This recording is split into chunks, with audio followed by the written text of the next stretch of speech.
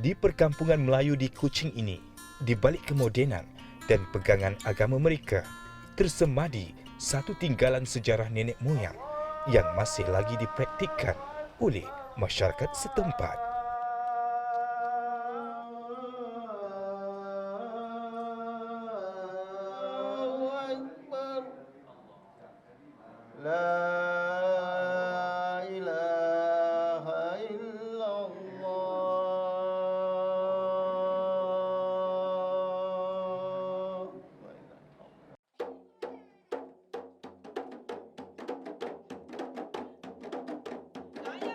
Hari ini merupakan hari yang istimewa kepada keluarga Mas'ud kerana perkahwinan anak sulung mereka.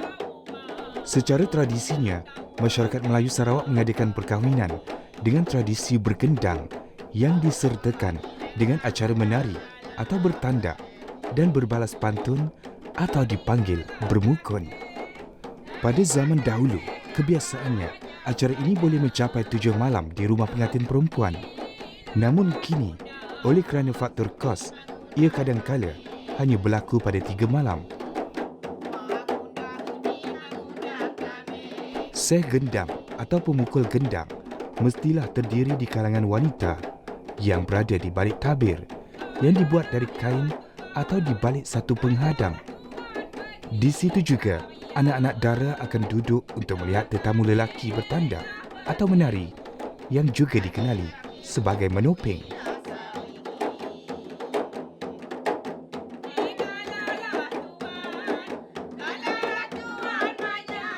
Pukulan ini menarik penduduk dari jauh dan dekat datang bagi meraihkan majlis si pengantin.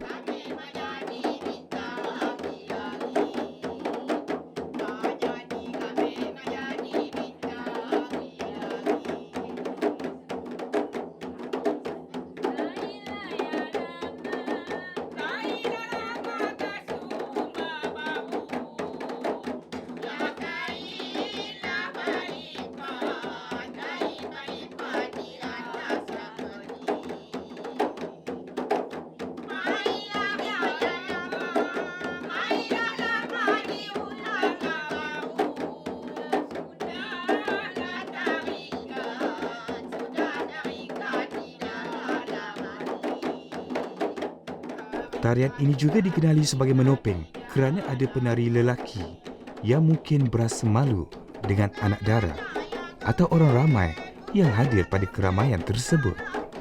Sambil menari, mereka juga berbalas pantun dengan seh gendang.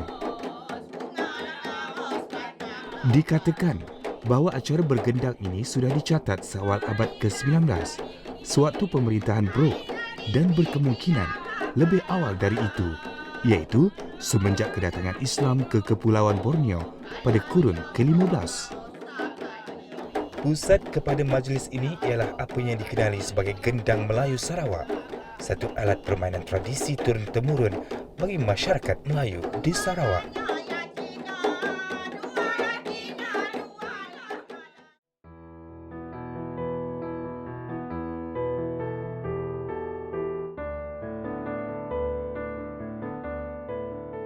Sosok tubuh tua ini, seorang pencen, telah menumpukan hampir 40 tahun dalam pembuatan gendang. Beliau dikenali dengan nama Tuan Haji Omar Tome atau Haji Omar.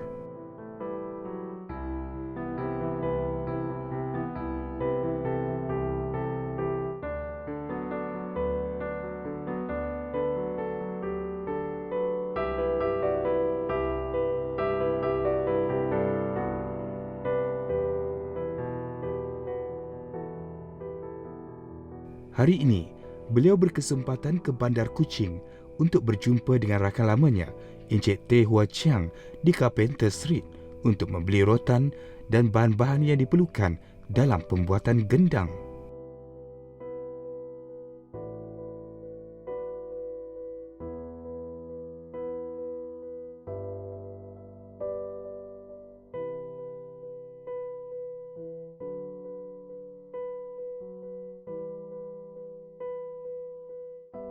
Nama kami Haji Umar bin Haji Tomeng. Kami lahir di Kampung Jai, Sadong Jaya, tahun 1956. Kami mula gendang tu dari tahun 1988.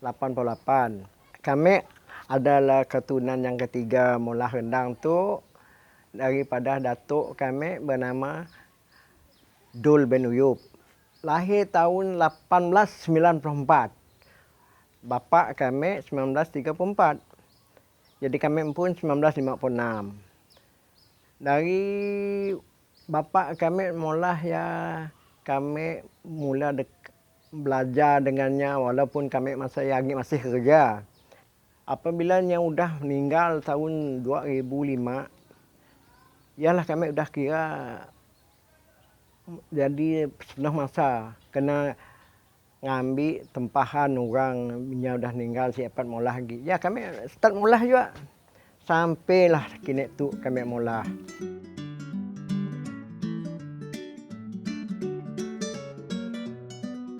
Pembuatan gendang ini bermula dengan memilih kulit kambing yang sesuai untuk dijadikan kulit gendang.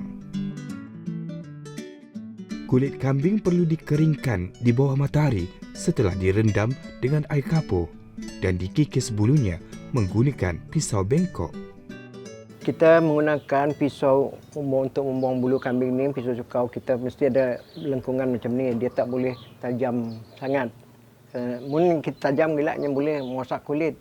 Cara kita mengenal kulit kambing induk ataupun kambing manis, kita dari padah-padah bulunya tu. Kambing manis mesti tebal di situ sampai tengahnya tu. Kambing induk siada macam tu. Dia selari aja walaupun bulunya panjang dia selari. Yang penting kita tarik di situ.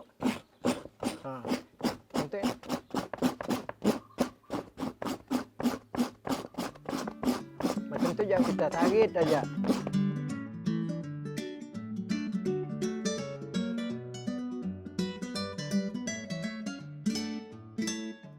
Kulit pun ada macam hari raya haji kita situ. Ada orang peluang motong kambing. Kami nolong ambil yang kena ambil kulit aja, bukan minta upah, ambil kulitnya aja. Mudah dah kurang saya ada sontok kulit kita situ, baru kami pergi serikin beli. Kami okey kulit kambing lah, nang kulit kambing. Semua nang kulit kambing. Nang semua kulit kambing. Saya ada. Kulit sapi pakai orang mula bubur pedas kena tu ya.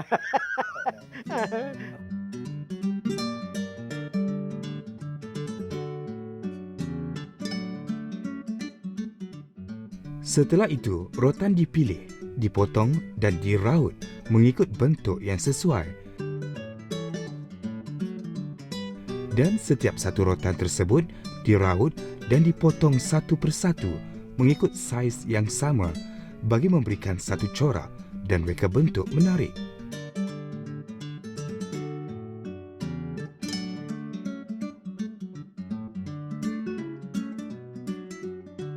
Yang paling bagus sebenarnya pakai kita mula gendang kayu belian. Saya kayu yang keras saja macam belian, geris, merebu, tapang.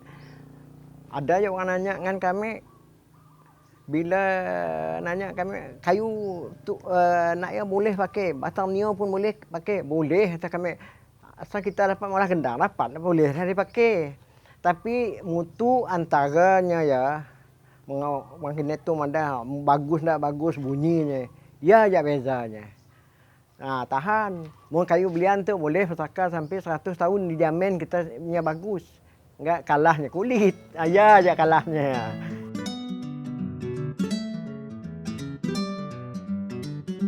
Yang paling mahal masa tu kami dah pernah jual 1,200 nang sige, tapi kebanyakan yang nang 900 yang menaya kayu belian. Madah kayu belian kami boleh ganti kita sampai anak cucu kita kayu tu sikit buruk kata kami.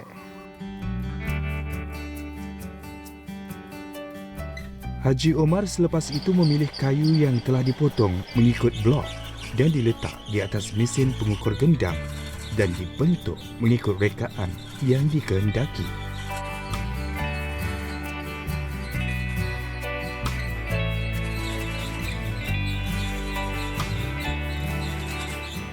Mun masa pertama dulu kami sebelum mula make kira tenaga ditolong oleh tenaga elektrik macam itu. Masa yang make manual kata orang naik manual cara tangan ni pun aja.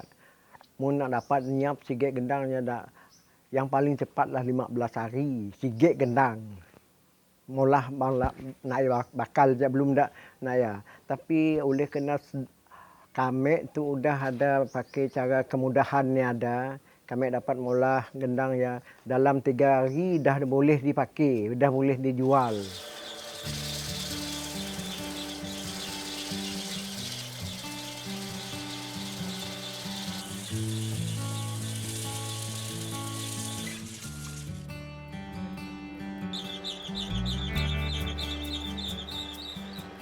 Tapi banyak juga dah tempahan orang yang kami mula gendang tu. Di Brunei pun ada kami orang beli dulu. Di Brunei, Miri, Bintulu, di Mekah pun ada juga.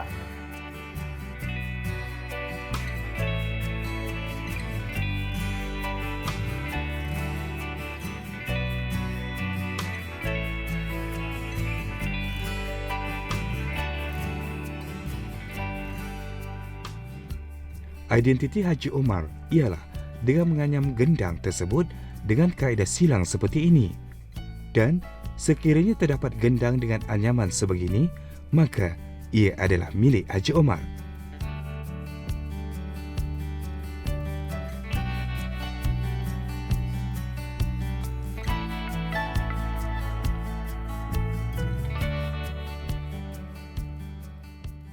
Tapi pakai kita nak pakai rotannya kita nak ada dalamnya menyuhnya bunyinya ya kita sidak kata orang sidak. Sebenarnya kataan sidak tu nang kataan orang lama mari.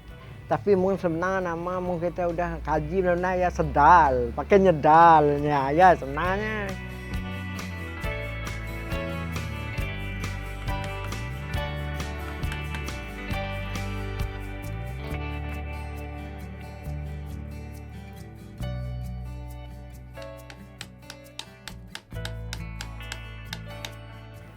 Perbezaannya dari segi buatan ada setidaknya mulanya besar gemang sekali.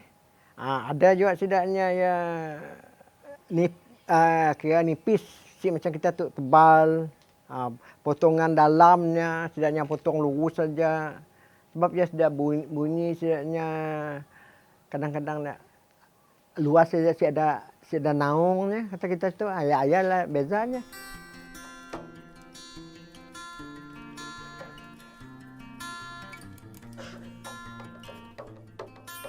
Selain daripada Haji Omar Tomik, ilmu pembuatan gendang ini diturunkan juga kepada adiknya Safwan bin Haji Tomik. Ilmu ini diperolehi dari ayah mereka, Tomik bin Dol, yang juga mewarisi dari datuk mereka, iaitu Dol bin Ayub.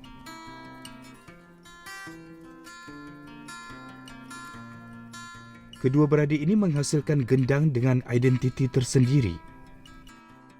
Ia juga berbeza dengan corak dan reka bentuk ayah dan datuk mereka. Ini kerana mereka mahu memastikan bahawa setiap gendang yang dihasilkan dapat dirujuk kembali kepada si pembuatnya.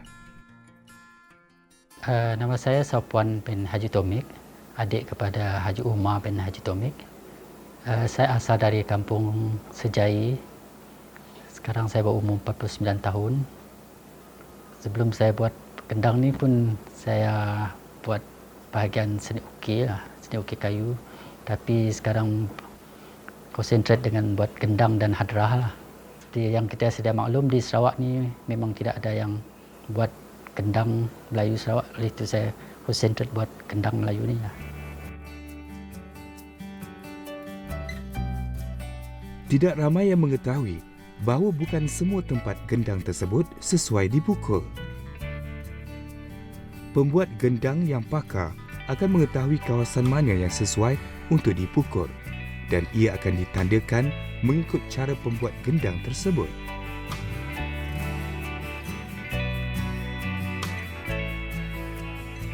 Okey, seperti yang kita tengok kat sini ada 3 tembaga.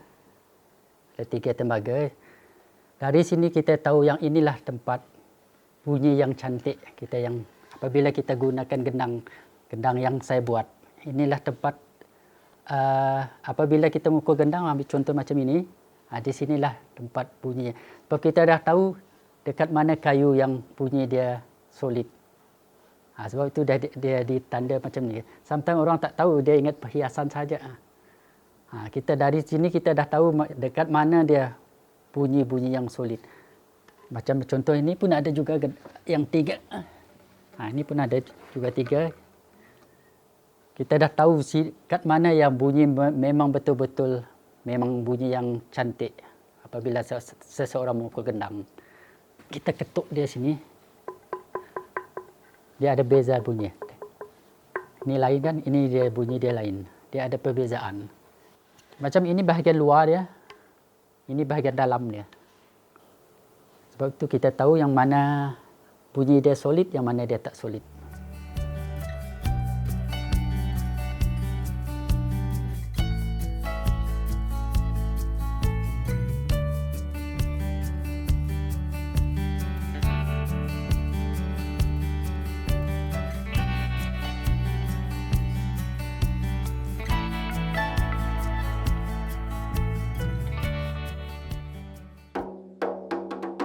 Walaupun nampak mudah, cara pemukulan gendang hanya dapat dimainkan oleh pemain yang mahir dengan latihan yang cukup. Ini kerana pemukul gendang perlu bermain dari awal malam sehingga ke waktu sebelum subuh hari. Okey, biasanya kita memukul gendang ni ada sebenarnya gendang ada 3 cara pukulan. Jadi pukulan yang kita pertama ni adalah pukulan induknya saja. Kena tak ada teman lain untuk kita bersama, kita boleh pukul dengan cara memberitahu cara kita posongan memukul.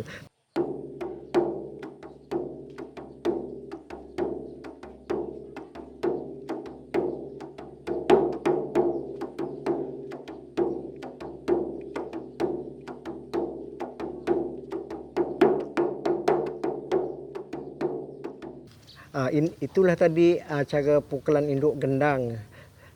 Kalau kita ada rakan bersama kita boleh tunjuk antara pukulan anak, pukulan tingkahnya.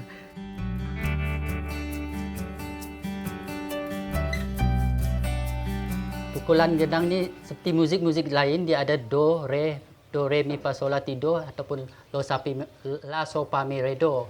Dia guna 3 jari ini untuk dung di atas, yang 3 jari bawah ni untuk pak dia. Contohnya kalau kita nak guna dung ini saya bagi contoh dung yang sebetul-betulnya pukulan gendang Melayu Sarawak. Kalau kita guna dung di sini, dia ada 2 dung. Dung di sini memang dia bukan tak betul, memang betul, tapi lantunan dia tak menarik seperti yang kita gunakan dung ini. Ini dung yang kita cakap tak betul lah ni. Dia ada beza dia. Dari situ baru kita tahu yang mana kita tahu orang itu fasih tidak fasih memukul gendang Melayu Sarawak. Pukulan utama dikenali sebagai pukulan induk yang ditunjukkan oleh Haji Omar. Adiknya memainkan irama bertingkah atau pukulan kedua. Kebiasaannya, gendang dimainkan oleh 2, 3 atau 4 pemain yang kadang-kalanya disertai pemain biola atau akordion.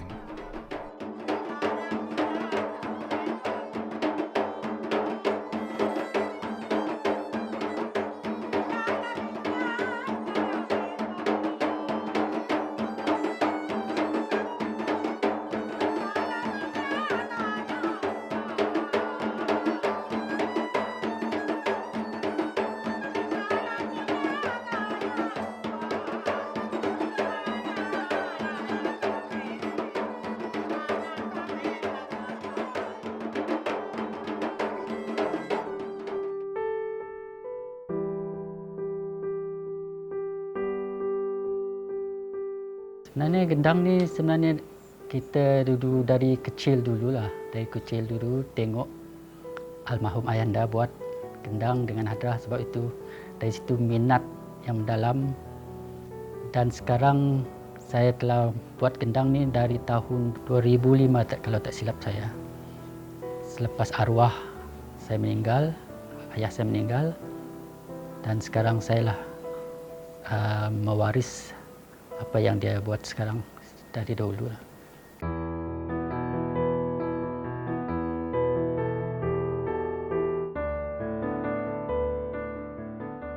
Generasi seterusnya belum tahu lah.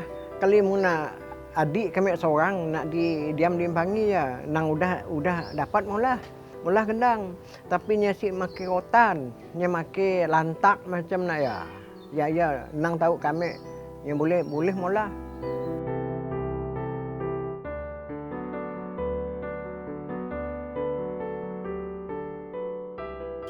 Nama kami Abdul Khalid bin Umar, anak pada Haji Umar, pengusaha gendang Melayu Sarawak.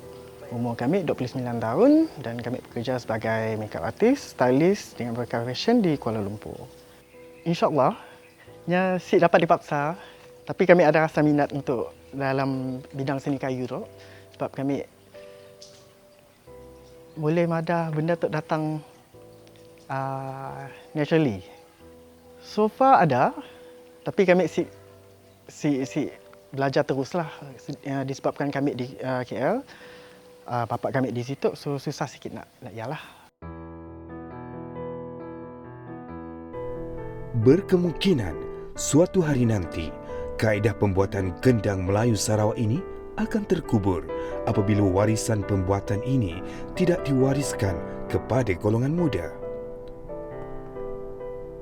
Kita berharap bahawa akan ada penyambung kepada seni ini pada suatu masa kelak.